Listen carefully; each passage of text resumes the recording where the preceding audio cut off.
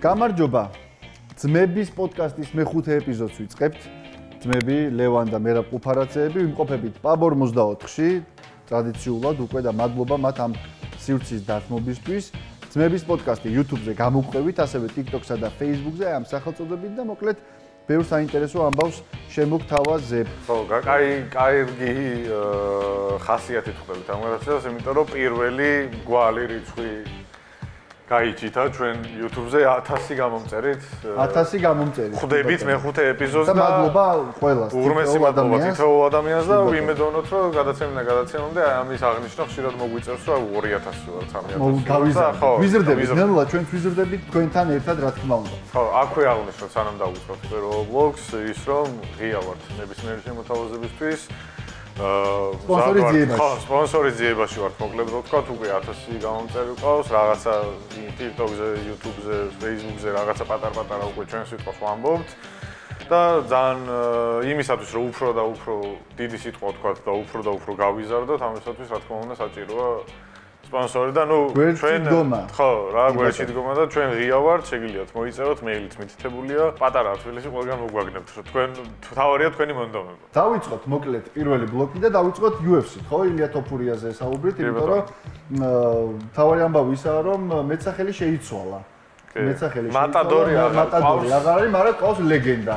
თალსახად ლეგენდა ეს ადამიანი, ლეგენდა ესე დაითქვა და თან წონის ცვლილებასთან ერთად მოვიდა ეს ახალი მეცახელი, ჯერ არ ვიცით ვინ იქნება მისი მომდენო მეტოქე, ვინც არ უნდა იყოს ილიასგან, რა თქმა უნდა, ველოდებით ხოლმე გამარჯვებას და ახალ წონაში ქამარს და მოკლედ ყველაფერი იქნება თავის დროზე, როცა თავად ჩართვა. ხო, რაღაც ცოტა ვერ შევხვდი რაღაც ძალიან დადებითი განწყობებით, იმიტომ რომ არ მეყვარს ეგეთი რაღაცები.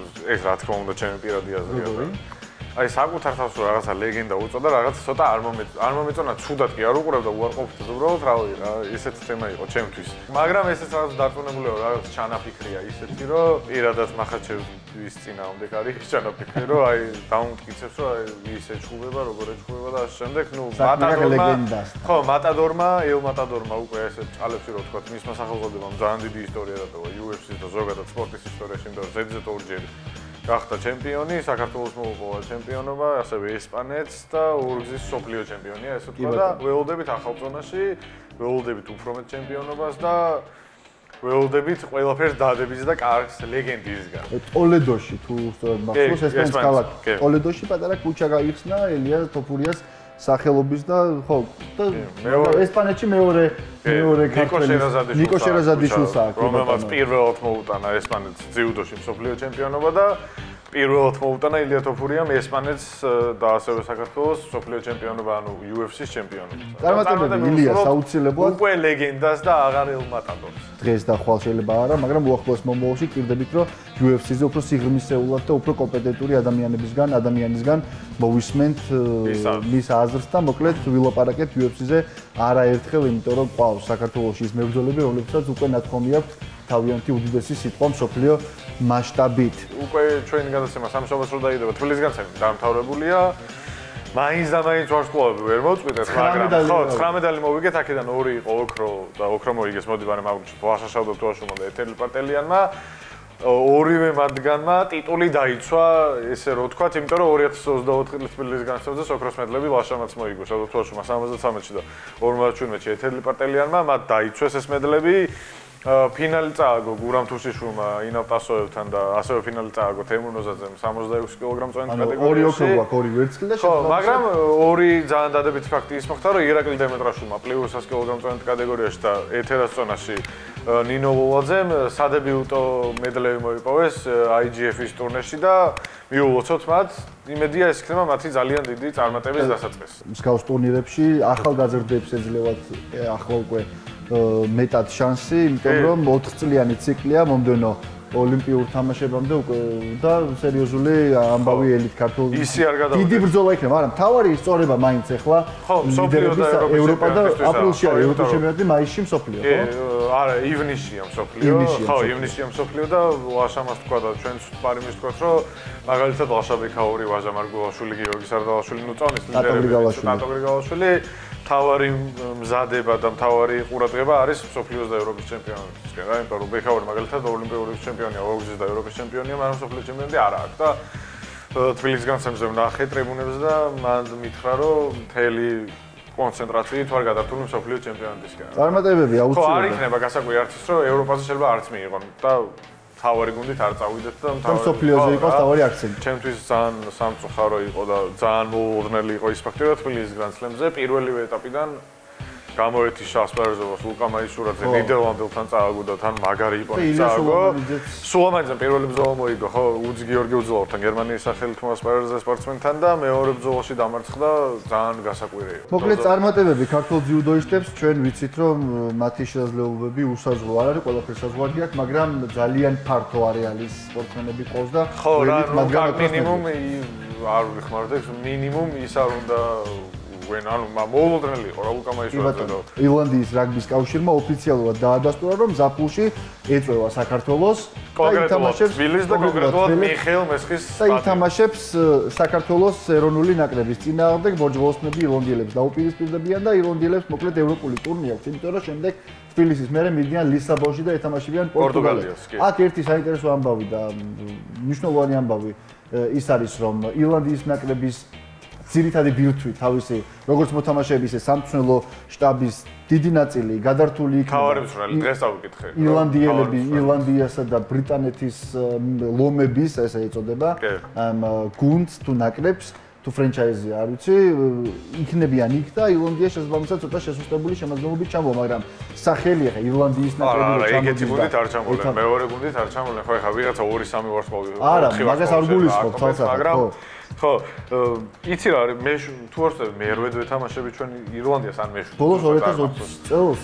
ხო, ეგ უნდა მაქამდე მივიდოდი, რომ 2020 წლის ირლანდიასთან თამაში, იმიტომ მახსოვს, რომ მაგ თამაშიდან გამოჩნდა დავით ნენელი. ესპანეთის თამაშის შემდეგ, ფინალის შემდეგ ვკითხე, რომ მეთქი ირლანდია ჩამოდის თქო და ესე და ესე თქო და ჩემთვის განსაკუთრებული მნიშვნელობა იქნება მაგ თამაში, იმიტომ რომ მაგ თამაშიდან გამოჩნდა ეროვნულ ნაკრებში, პირველი კეპი ირლანდიასთან იყო და განსაკუთრებული მოტივაციით შევხვდები მაგ თამაშო, თან მოწყურებულები ვარ ჩვენ PRF-ის გუნდებთან. შენ არ ვიცი გახსოვს თუ არა ჩვენ ადამიანებს, რომლებიც დიდი ხანია რა თვალსადევნებენ მე ლაივში უყურებდი იმ თამაშს, როცა 2007 წლის მსოფლიო თასზე საფრანგეთში იყო მსოფლიო თასი, ვეთამაშეთ ირლანდიას, კინინის ლეო 14-10 და მაშინ ეს ისეთი განაცხადი იყო, რომ ირლანდიასთან 14-10 წაგება ესეთ ბრძოლაში და ბოლო წამამდე რომ მოგების შანსი გაქვს, ეს ძალიან ბევრს ნიშნავს და ის თამაში მართლა ჩემთვის ერთ-ერთი გამორჩეულია საქართველოს ნაკრების. ირლანდიის მთელმა ტრიბუნამ თორსა 30000 ადამიანი ესწრებოდა მაგ თამაშს, ნუ 20000 მაინც ირლანდიელები იყვნენ.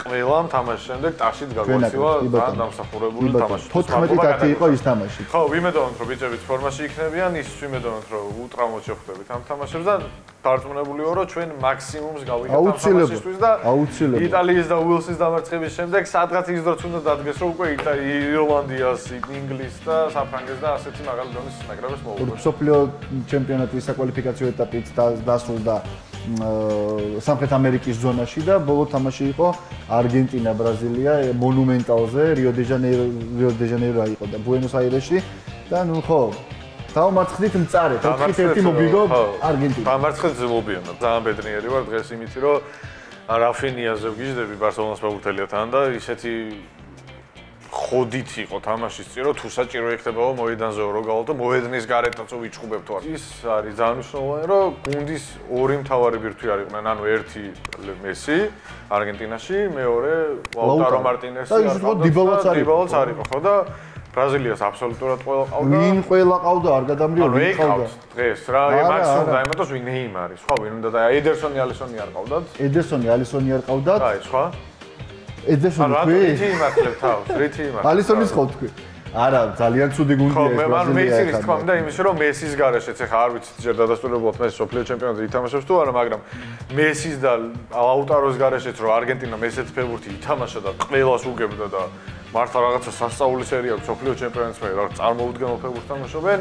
ეგ მიხარია რომ ჩანს რომ მესის გარეშეც ანუ რასაც ქვია მოგელანდები ლევან კუფარაძე შეკრული გუნდი არის კარლო ანჩელოტიზია ლაპარაკი რომ მალე კარლო ანჩელოტიმ შეიძლება ჩაიბარო ბრაზილიის ნაკრები და ხო არგენტინა ისიც ვთქვათ რომ ოფიციალურად გაინაღმა სოფლიო ჩემპიონატზე თამაში და ძალიან მიხარია მიკერძოებული ვქნებ და მართლა ძალიან მიხარია რომ ესეთი ძლიერი ნაკრები არის რა შეიძლება სახელები აღარ ყვირის და ეხა მესი და დიმარია ნაკრებიდან წავიდა მესი ხა იყო ლაუტარო არ იყო იბალა არ იყო და მაკალისტერი, დეპოლი ბიჭები არა, მაგარი გუნდი ყავს. სერიოზულად, ანუ გუნდი არის, რაც არის, მთავარი არის ის, რომ შერწყმული გუნდი არის, ერთი ქიმია აქვს მართლა.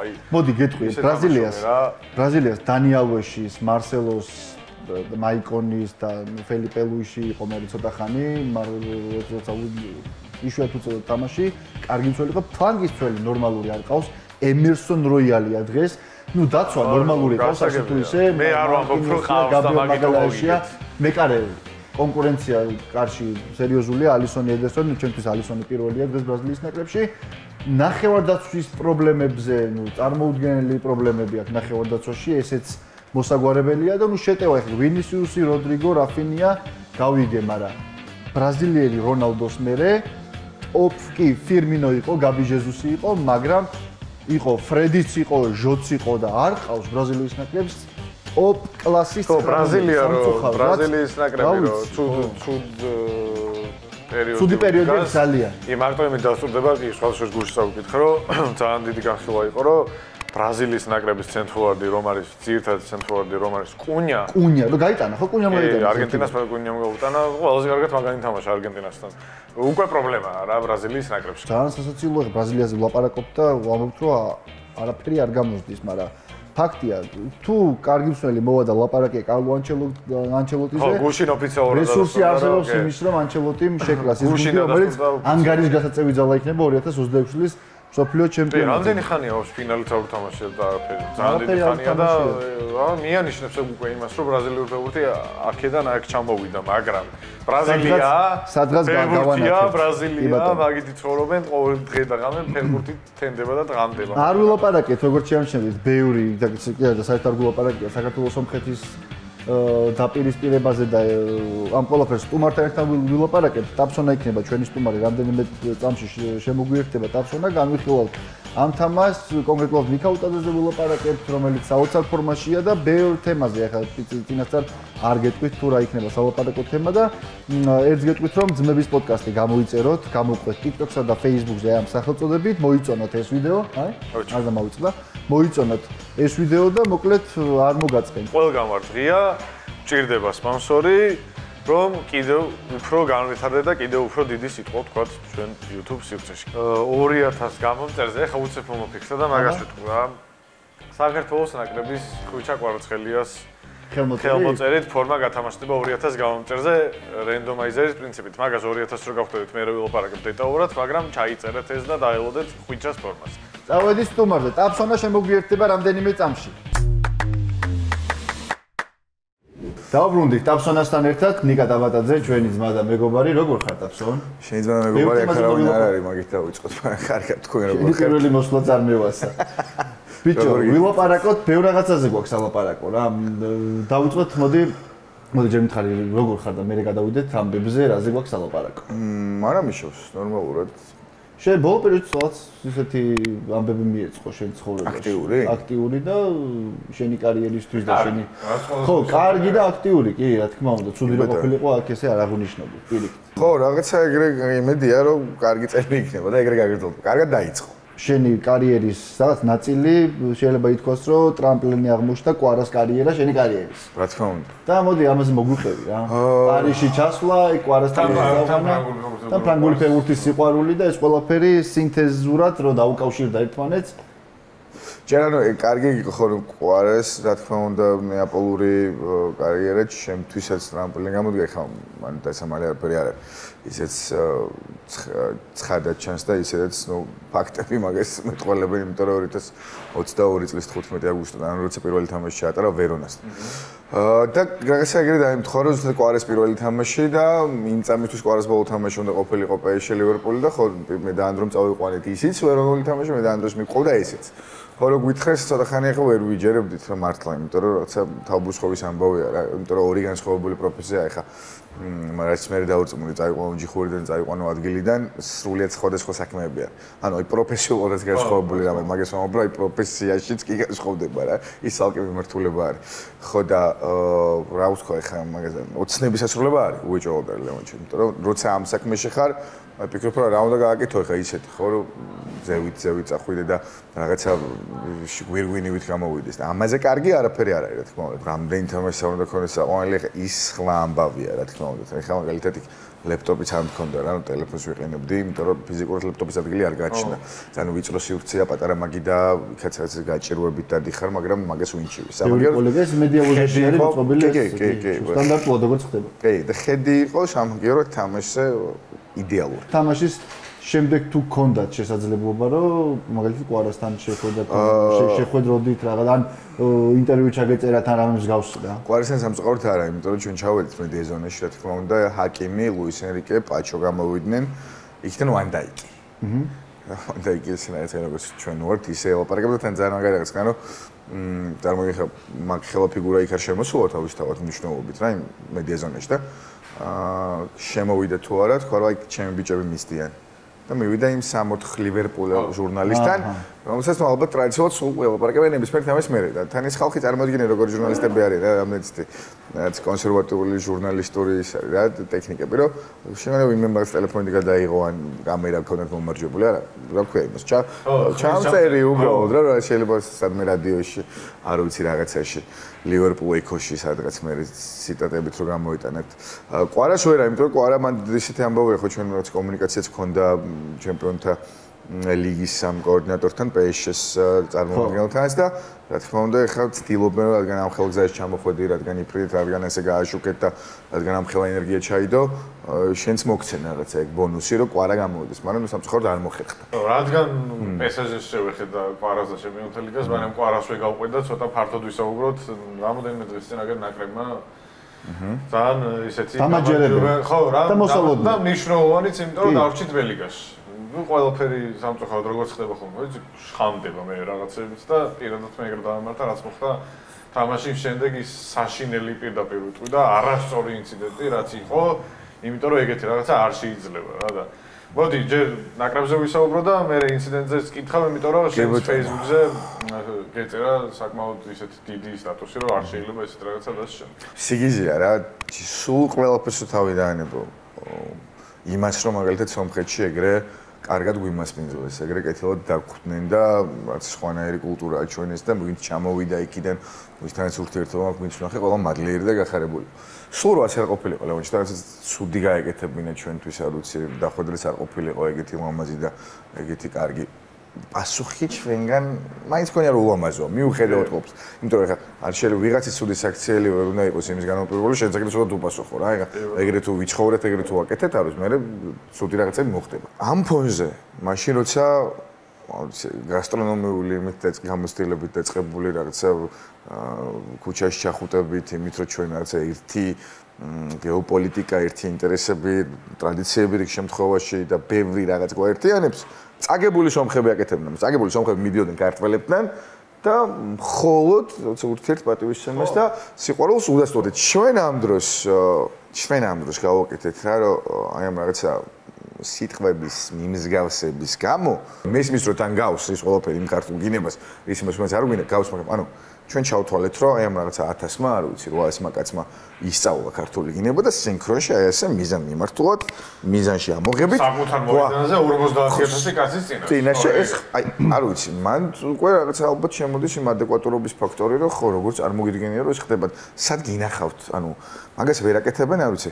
ფენერბახჩეს, პარტიზანის, რენაზვესდას, რივერ პლეიტის და ბოკას ფანებენ. არ და ვერ აკეთებენ და ეს ხო რაღაც დაბალ საფეხბურთო კულტურაზე მეტყველებს და მე მეტყველებს დაბალ ადამიანურ კულტურაზე რაც გავაკეთეთ, იმიტომ რომ სიგიჟე ხალხი ითხოვს თავისი ფეხბურთის ფედერაციის პრეზიდენტის გადაყენებას. და ჩვენ მივდივართ და რაღაც გინებით, ბოთლებით, უცხოსაგნებით, რაღაცებით, ვაწუხებთ, შევაწყობას ვაყენებთ ფიზიკურს, მორალურს, ადამიანურს. ჩვენ გაფრთხილებულები ვიყავით ალბანეთთან ინციდენტის შემდეგ, რაც მესხზე მოხდა. მაგის გამო UEFA-ს გამო ვიყავით გაფრთხილებულები, რომ გავს ინციდენტზე დაგერხევათო და გამოვედი და სრულიად ომლიშ 9-ით ერთ პირობითი მქონდა, ეგრე ქვია, პირობითი შეიძლება. ჩვენ მქონდა პირობითი და მე ასე დავაშავეთ და ხო რამდენიმე შრია აქ ამას გარდა იმისა, რომ რაღაც კულტურაზე, ადამიანობაზე, მორალზე და მეზობლობაზე ვსაუბრობთ, ეს ერთი ვსაუბრობთ განათლება. სანიელმა დატესტა სხვა ტაქტიკა, ხო, ცოტა. განპროვლი მისცა თუ სომხეთთან თამაშის შესაძლებლობა მე განვითარებულმა სცენარმა რომ რაღაც მოესინჯა ასე თუ ისე სხვადასხვა სცენარი და სხვა ტაქტიკა. რა სიტყვი? მე მაგალითად მგონია რომ ის პრესინგი რომელიც ითამაშა ნაკრებმა აბსოლუტურად მისაღები და სწორი იყო და კარგი იყო. არა რა თქმა უნდა. პირველ რიგში ტაქტიკური ძიების პროცესი არის ჩემთვის საინტერესო, იმიტომ რომ კარგია ხა. კი მოგვიტანა წარმატება სამცველიანი სქემამ, მაგრამ ვთანხმდებით იმაზე, რომ ეს თაობათა სხვა გარდაუვალი ამბავი გვჭირდება, იმიტომ რომ ვიღაცა ასაკშია, ვიღაცა იმ დონეზე ვერ თამაშობს და თან ამ დროს არის რესურსი და სიღრმე ახალგაზრდა ფეხბურთელების, რომლებსაც შეუძლიათ ხო 4 ცოლში თამაში და მე ამას ჯერ ადრეა რა თქმა უნდა დასკვნების გამოტანა, თუმცა თუ მსჯელობთ ორი თამაშით, მე ძალიან ვემხრობი მარცხენა ფლანგზე აზაროვის დაყენებას, ცენტრში ლოჩიშვილი გოგლიჩიძის წყვილის თომას, იმიტომ რომ კარგი ბალანსია. ამ ამბავში კიდევ უფრო გამოუგნებელი რამე იყო რა გოგლიჩიძე რომელიც ჯერ პირველ თამაში მარჯვენა ცენტრალურ მცველად იდგა, მე მარცხნივ იდგა, ორივეგან ერთნაირად კარგად ითამაშა და ეხა ეგ გადასვლა და ცვალებადობა არა. და ის ერთი მომენტი თავზე გადაგდება მცველს და აი რა შვიდა ცხნარა დაუგერო. ან პასით როგორ ამოდის ხო ან არა მაგარი ბიჭია ძალიან მაგარი. საოცარი და თან გოგლიჩიძის ამბავში ეგეც არის გასთვალისწინებელი რომ ზამთრის სატრანსფერო ფანჯრის ბოლო დღეს თითქმის შემდგარი გადასვლა თითქმის შემდგარი იმიტომ რომ მხარებმა ხელი ჩამოართვეს რაც კონტრაქტზე აი ხელმოწერა აკლო და ბოლოს რაც ფასზე მე როგორც ვიცი ფასზე და გადახდის მეთოდებზე ვერ შეთანხმდნენ და ცოტა ხანი საბას ფსიქოლოგიაზე ამან იმოქმედა. თქვათ რომ გუშინ ჯეოთიმას ფოტოშორის გაავრცელა რომ კონტრაქტი უდევს უკვე ქოჩორას სპორტინგის. თუმცა ჯერ თვითონ მაგრამ ისეთ ვითარებაა რომ ლევანტე ჯერ ძალიან ადრე მაგრამ პირველ ადგილზეა მაგრათან ლა ლიგაში რო გადმოვიდეს და ერთი თავარი კანდიდატია გადმოსული. მე მაინც მირჩევნია, მიუხედავად ყველაფრისა, მირჩევნია რომ ქოჩორა გადავიდეს სპორტინგში, იმიტომ რომ კი კარგია ეს ლა ლიგა და ამ ხელადონის ჩემპიონატი, მაგრამ ლევანტე იქნება გუნდი რომელიც იბრძოლებს ადგილის შენარჩუნებისთვის ელიტაში ხო. თან სპორტინგი არის გუნდი რომელიც დიდი ხანია მომწონს, ზედმეტად რუბენ ამორიმის დასაწყისიდან მომწონს სტადიონი, მომწონს ქალაქი, მომწონს ამბიციები, იმიტომ რომ იბრძვენ ჩემპიონობისთვის, მომწონს თამაშობენ ჩემპიონთა ლიგაში. ევროტურნირზე იქნება და ყველა. ქოჩორას ახალ დონეზე გადასვლა და დაწინაურება იმაში ვერ გამოიხატება, რომ ლა ლიგაში გადავა. რა თქმა უნდა, სხვა დონის მეტოქეებთან მოუწევს. აბსოლუტურად გეთანხმებით. ქოჩორა ეს პირადი დამსახურებული რაღაცა ტრამპლინი. მიიღოს კი. ეგ არის, ფიქრობ, სპორტში გადასვლა თან აბოლა რეკორდით ნებისმიერ ეს სანდო გამოცემა იქ წერს რომ თითქმის ყველაფერი შეთანხმებულია და იმედია საბასნაირად გოგლიჩიზისნაირი სრული არ იქნება. და იწერება შოთაშორის რომ ნაპოლიც ძალიან დაინტერესებული. ხო, ნაპოლის აქტიური. ხო, აი ყვარას მერე თუ გაგზავნება ქართული იქ ნახოთ. შევეხოთ უეჭველი ჟორს, იმიტომ რომ მგონია რომ რაღაცა რა ვიცი შეიძლება ამ საკვალიფიკაციოზევე გადაასწროს ან გავთავდავდეს. ტოპ დონის ფორვარდი ყავს. არა, წარმომიდგენია რომ გაუთავდდეს და გადაასწროს. წარმომიდგენია. მე ვამბობ აქვე თორე რომ გაუსწრებს. აქვეც ვამბობ მე თორე. ჟორსთან მიმართებაში მე ჩემი გეგმები მაქვს. ისეთი რა სუბიექტური. ჩემი სურვილები მაქვს კიდე და მგონია რომ ჟორჟი არის ფეხბურთელი რომელსაც დღეს რეალის გარდა მოდი ეგრევე ვიტყოდი, რეალის და სიტის გარდა ნებისმიერ ტოპ გუნდში შეუძლია თამაში. იმიტომ რომ სიტიში ეს ადგილი არის დახურული და კონსერვებული და მაგას მოყვარო წავიდა მსოფლიოს ერთ-ერთი საუკეთესო ფეხბურთელი არის ფორვარდი ხულიან ალვარესი და ალვარესმაც კი ვერ გაუძღვა ჰოლანდთან კონკურენციის ამბობს. ამიტომ ჟორჟი სიტის გარდა და რეალის გარდა ვფიქრობ ნებისმიერ ტოპ გუნდში. ბარსელონაში ყველაზე მეტად ვხედავ ობიექტურად რომ ვთქვა, წარმომიდგენია, იმიტომ რომ სტილურად ძალიან ბარსას ტიპაჟი არის, არ ჭირდება ეხა კატალონიაში ცოტა გვახსენდება კოლივერტის მერე ეგეთი ახმახი და კლასიკური ცხრიანის ტიპის ფეხბურთელი, არც არავინ არ ყოფილა, ხო? ამიტომ მისი ეს რაღაც კომბინაციური ფეხბურთი, ლამაზი სათამაშო მანერა, ძალიან მგონია რომ პარისასთვის არის. ბოლო 4 თამაში თუ სწორად მახსოვს 12 საგოლე მოქმედება აქვს, ხო? კი. ну შეიძლება უფრო მეტი გეტყვი ხა. ბოლო 4 თამაშია ლაპარაკი. ეს FCSP-სთან ქონდა 4 მე ქონდა ლიგა 1-ში ქონდა 3 გოლი და 200. გოლი და არა, ორი გოლი და დუბლი და ასისტი. კი, ანუ 7 საგოლე მოქმედება. მე ნაკრებში ქონდა დუბლი და ასისტი.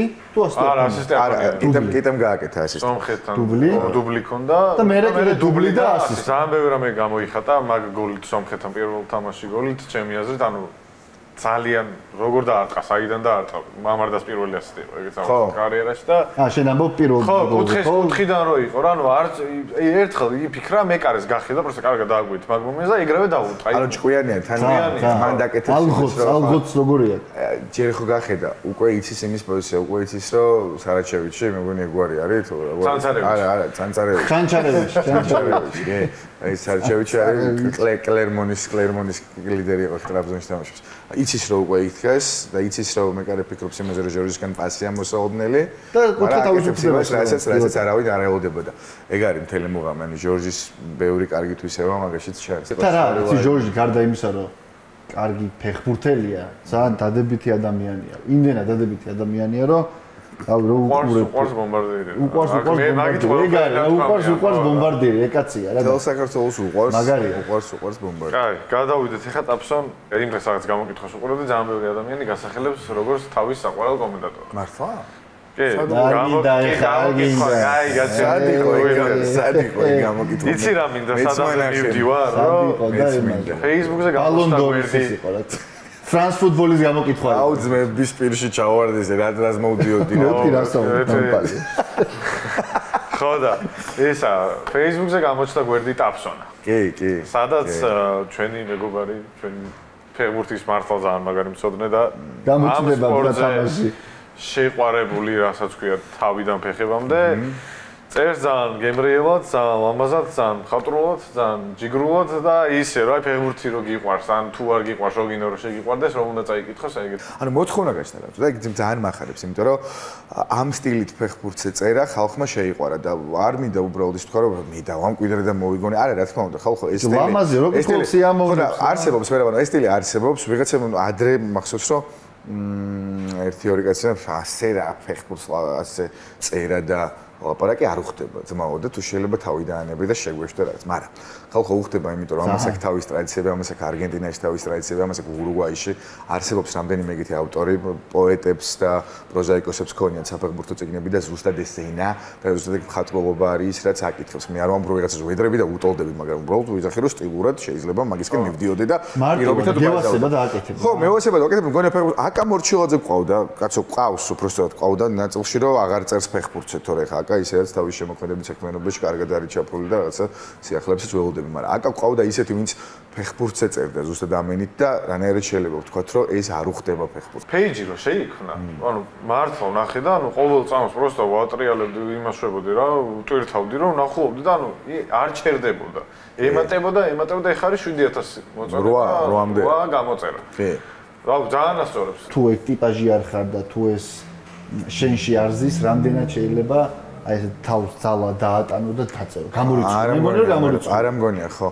ანუ ხო ესეც ხალხმაქცი ვერ ვიქნები ამ ამბავში, რომ ბევრჯერ მithkomს და ყველასთან ეს პირადსაუბარშიც საჯაროდაც.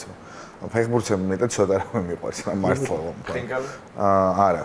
ხო და მეგობრებო, ამიტომ Facebook-ზე ტაფსონა პირდაპირ ესე, მაგრამ სანამ ტაფსონას გამოიწერთ, მების პოდკასტი უნდა გამოიწერთ. მების პოდკასტი გამოიწერეთ თუ შეიძლება და მე ნუ შესაძლოა Facebook-სა და TikTok-ზე ამ სახელწოდებით მების პოდკასტი გამოყვევით და იქვე მე შედით search-ი და აკრიფეთ ტაფსონა, ქართულად და ლათინურად მოძებნეთ ტაფსონა და ისი ამოვნეთ რა, ისი ამოვნეთ, იმიტომ რომ ამ კაცს მართლა ისე უყვარს ფეხბურთი, რომ როგორც წერს ზუსტად ისე უყვარს და არ არის ხელოვნური. ეგ ამთავე რომ არ არის ხელოვნური, არის ის რაც არის. მადლობა ძალიან დიდი ძმებო. კარგი ტაფსონ, მაშინ მე არ გელაპარაკები სპეციალურად ჩემპიონთა ლიგაზე და ამაზე, იმიტომ რომ ჩემპიონთა ლიგა ცოტა იქით არის შემდეგ კვირაში.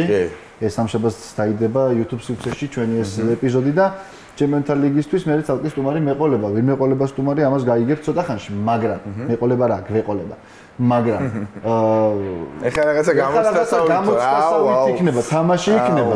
თუ რაზეა, ამას რამდენიმე წამში ავხსნი. მესამე ბლოკი, ვინ ვარ მე, ვათამაშებთ ტაფსონას და თუ ჩვენი წინა ეპიზოდი ნახეთ, ლაშა გუჯეჯიანთან ვითამაშეთ ეს თამაში, ამავე სტილის იქნება ტაფსონასთანაც, ოღონდ ბუნებრივია ფეხბურთზე და მე ძალიან მაინტერესებს, იმიტომ რომ ცოტა რთული პაკეტი შეხვდა ჩვენ ძმას და მეგობარს. მოკლედ დავიწყოთ თამაში ვინ ვარ მე. კარიერა სამშობლოში დავიწყე, რის შემდეგაც ჩემი შემდგომი გზა არაერთ გრანდს დაუკავშირდა. აიაქსი, ინტერი, ბარსელონა, პარი სენ-ჟერმენი. გეტყვი რომ კარიერა უკვე დასრულებული მაქვს. აიაქსი, ინტერი, ბარსელონა, პარი სენ-ჟერმენი. არ ვიცი, სამშობლოში დაწყება შემთხვევა, აიაქსი ითამაშა, მერე ინტერი იყო, მერე იყო მანდიდან იუვენტუსი. ვიცი ვინც არის. ეგ არის მაქსველი. აბსოლუტურად მართალია. უბრალოდ იმას წავედი რა, რომ მეთქი გადაახტა. ეგ არის მთელი მუღამი დამაბნეველი უნდა ყოფილიყო. უკაცრავად, ახლა მეცაინებ. მამა იტალიური წარმოშობის მყავს, დედა ალჟირელია. მე კი ერთ ლამაზ ფრანგულ ქალაქში დავიბადე 21 წლის წინ და აგერ უკვე მე-6 სეზონია ამავე ქალაქში ვცხოვრობ და ვთამაშობ. ბიჭო, ერთადერთი ვარიანტი მომდის, რაიან შერკია. რაიან შერკია, კი. გუნდი, სადაც კარიერა დავიწყე, ახლა ლა ლიგა 2-შია, თუმცა ცოტას თუ ახსოვს, რომ ჩემი ფესვები სწორედ აქედან მოდის. მეორე გუნდი, სადაც ვთამაშობდი, ასევე მეორე ლიგაშია. თავარი ვარსკვლავი ვალენსიაში გავხდი. შემდეგ იყო ბარსელონა და ატლეტიკო. კარიერის ბოლოს კი კონტინენტი შევიცვალე და ამერიკასა და იაპონიაში ვითამაშე. კაი, მოიცა. ვალენსია, ბარსელონა და ატლეტიკო. კი ბატონო და ხიხონის სპორტინგი დავიდვილი. აბსოლუტურად მართალია. 3-დან 3. ჩემი ქვეყნის ეროვნული ნაკრების ღირსებას 16 წლის განმავლობაში ვიცავდი. აქედან 11 წელი კაპიტნის ამპლუაში გავატარე, მაგრამ მაშინ ვუღალატე ხალხსა და სამშობლოს, როცა ჩემი გვერდში დგომა ყველაზე მეტად სჭირდებოდათ. არ მომბაძოთ. ახლა ჩვენი და თქვენი საერთო მტრის მხარეს ვარ. აზე რომ ვერსია, ორი ვერსია, მაგრამ კაპიტანი რაკიც კი არ იყო და ტიმოშუკი. მალე ჩემი ქვეყნის ეროვნული ნაკრების საუკეთესო ბომბარდირი გავხდები. სულ რაღაც 6 გოლი მაშორებს აქამდე. ახლა ისეთ ფორმაში ვარ, ძნელია ჩემი გაჩერება, როგორც ვატყობ, რამდენიმე დღეში ამას თავის თავზე წითელი ეშმაკებიც გამოცდიან. გიორგი მიხელოძე. ძალიან ტიტულოვანი ვარ. 4-ჯერ ლა ლიგა მოვიდე, 5-ჯერ ჩემპიონთა ლიგა, 4-ჯერ კი ევროპის სუპერთასი. ამის მიუხედავად სანაკრებო წარმატებისთვის არ მიმიღწევია. მეტიც, ესპანეთის ეროვნულ ნაკრებში სულ 9 თამაში ჩავატარე. არადა მიმდინარე სეზონში ჩემპიონთა ლიგის მოგებას მე-6 შევეცდები. ნაჩვან ლუკას ვასკესი არის ჩემი აზრით და ლუკას ვასკესი დარჩა რეალს ნაჩვან აღარ თამაში. დარჩა ლუკას ვასკესი მართალია, კი ბატონო. მიუხედავად იმისა, რომ ევროპის ორ მთავარ დერბიში 4-ვე გუნდის მაისური მორგებული მაქვს, ჩემი მისამართით არავის დაუსტენია. ვადამდელი? არა, ვიგონებ. ყველას უყვარვარ. ალბათ მიზეზი ისიცაა, რომ აქედან 2-ში მხოლოდ თითო სეზონი გავატარე. გარდა ამისა, ჩემ პოზიციაზე ყველა დროის ერთ-ერთი საუკეთესო. ვადამდელი სწორი იყო ჩემი, უნდა ამეყო. სწორად დავარცხე. ძალიან. რონალდო. ვინც ახლა თვალსმადევნებს შეიძლება არ ახსოვს, მაგრამ ჩემ კარიერაში იყო დრო, როდესაც იტალიური ფეხბურთის ორ ლეგენდასთან, რობერტო ბაჯოსთან და ფრანჩესკო ტოტისთან ერთად თამაშობდი. კიდევ ადამიანები? კი. ძალიან. პეპ გვარდიოლა. აბსოლუტურად მართალია. ყველაფერი 2005 წელს ბუდაპეშტში ძალიან უიღბლოდ დაიწყო. ადამიანები. კი.